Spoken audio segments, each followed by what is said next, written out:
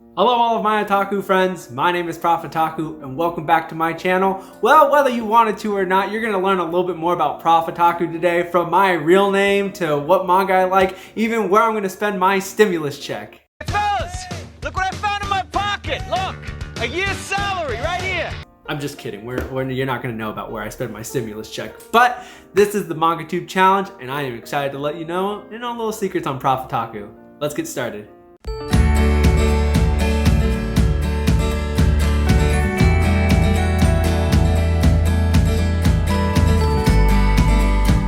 So the first question is introduce yourself. Everybody on YouTube here knows me as Prof Otaku, but my real name is Dan. My real name is Dan. That's what I go by. My full name is Daniel, but don't call me Daniel unless I'm in trouble. I don't really like it. So yeah, I go by Dan. But yeah, Prof Otaku is my channel name. I am a college professor, so that's where the prof comes from. And of course, I am a total otaku, so there's your otaku half.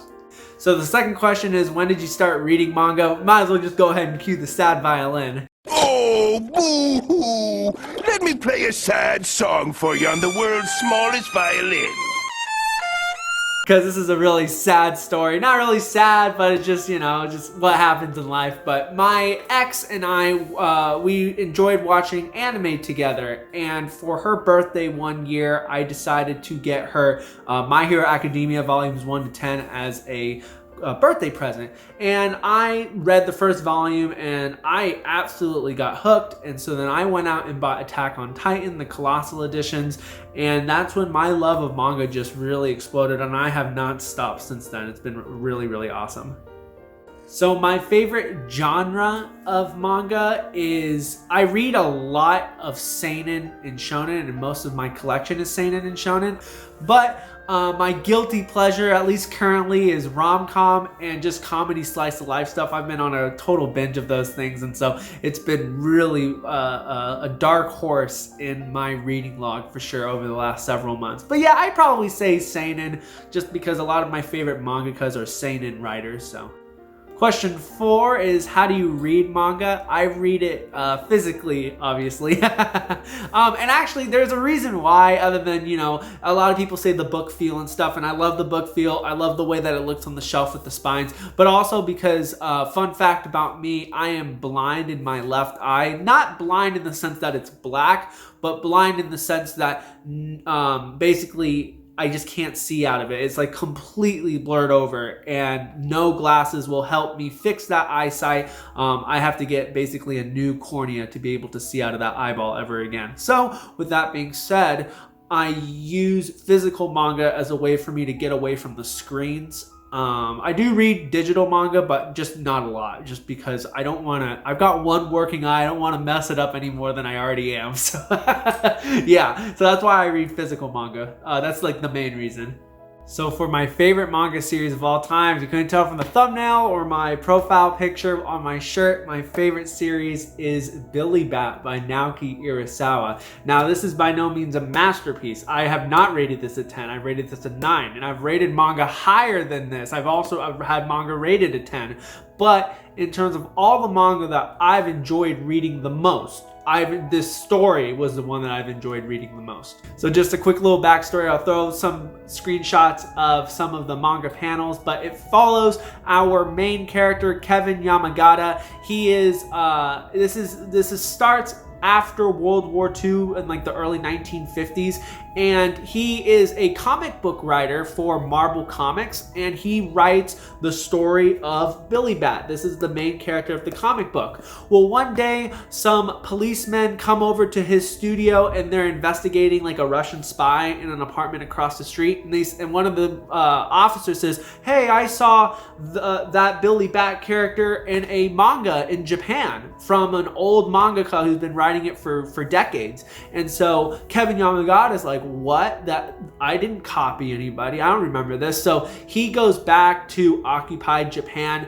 and he finds this mangaka who is writing with the same character, Billy Bat, but the character of Billy goes deeper. I mean, and it spans over from the beginning of time to the end of time. And that's basically what this whole story is, from the beginning of time to the end of time, centralizing around this character Billy, and basically the craziness of world history. It's absolutely phenomenal. It's freaky, it's suspenseful.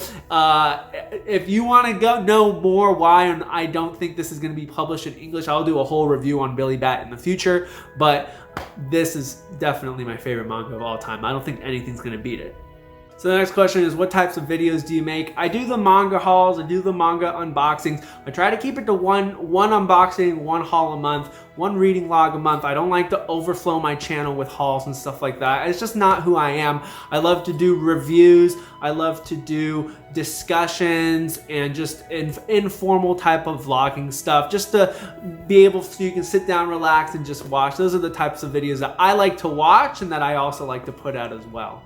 And then segueing into the next question, which is, what do you hope people will get out of your channel? I hope that they can use my channel as a source so that they can have fun, they can ask questions, you guys can find out recommendations that I have, things that I've read, and also hopefully you can pick up some tips and tricks along the way of things that I've done when collecting my manga that have been really just lifesavers for you as well. So yeah, that's what I hope people get on my channel. I'm not looking for fame or fortune. I don't care about how many subs I have. It's great that the sub count keeps going up, but I do these videos for you guys. I also do them to relieve myself of the stresses of adult life. All right, the next question is, what other hobbies do you have outside of anime and manga? And honestly, at this point in my life, I don't, because my old hobby became my job. I play the tuba, and so I teach tuba at the university level. And so this is one of them. This is one of the axes that I've got. This is a little smaller tuba. It's got some purple buttons. I'll show you the other one right now. And this is the big boy here. This is the silver one with the green buttons on it. So yeah, this is about, I don't know, 1.5, 2 times bigger than the other tuba. So yeah, got some big horns. So yeah, I play the tuba. I'm a college professor. So yeah, you know, this was my hobby. When I was growing up, tuba was my biggest passion in the world, and I loved doing it. And I always dreamed that if I could make tuba my job and make money off of it, I mean, that would be incredible. But we're gonna go into some Profitaku philosophical talking here. But you know, when I grew up and I made it and I got a job playing tuba professionally for a living, it's just not what you expect, and it also takes a lot of the joy away from the hobby in the first place. And it's a constant fight between having to balance the stresses of paying your bills and, you know, continuing to compete in a very competitive field of music, and try to sustain a livelihood, but also trying to enjoy your hobby and continue to enjoy playing. It's been really hard for me, and I say this because a lot of people are like, oh, like, how can you hate your job? You're doing like what you love for a living. Well, yeah, I do love it, but it's so different now.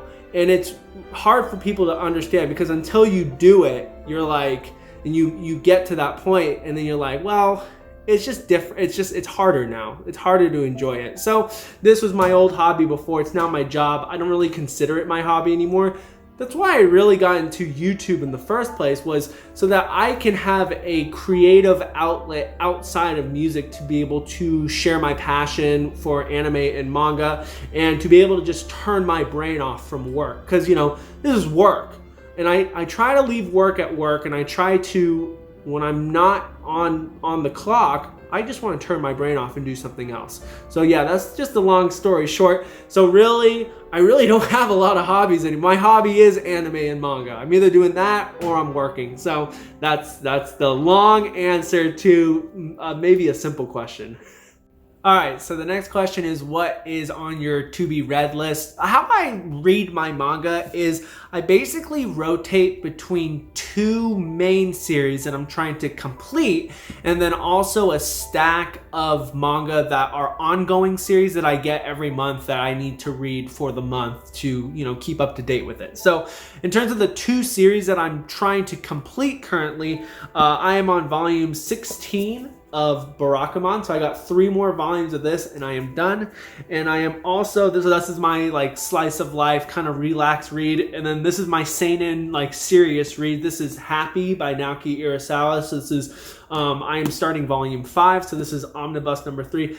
These are self-prints, obviously. This is not an official publication in English. However, the manga is in English. These are just I guess the scans of it. Don't ask me how I got these. There's no more self-printing anymore. They shut that thing down, so I was lucky to grab my Happy set and my Billy Bat set before they shut down self-printing. So at least at this point there's no way you can get these physically anymore.